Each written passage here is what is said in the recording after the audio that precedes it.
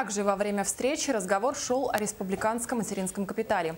Члены регионального отделения Общероссийского народного фронта заявили, что далеко не все пользуются им, потому что нет возможностей.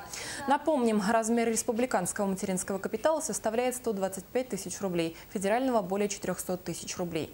Как отметили члены ОНФ, региональный материнский капитал выдается по факту. Сначала многодетная семья улучшает жилищные условия за свой счет, и лишь после предоставления необходимых справок ей перечисляется республиканский материнский капитал.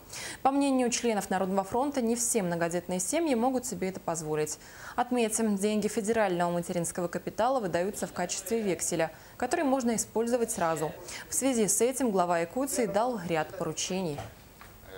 Я давал поручение, что все соответствовало федеральному законодательству. Почему вдруг по факту вы должны давать деньги? Кто сказал, что по факту? Ребенок родился, все он получает. А при чем тут по факту? Это разберитесь, почему так происходит. Это первое. Да, по материнскому капиталу у нас ограничений не должно быть.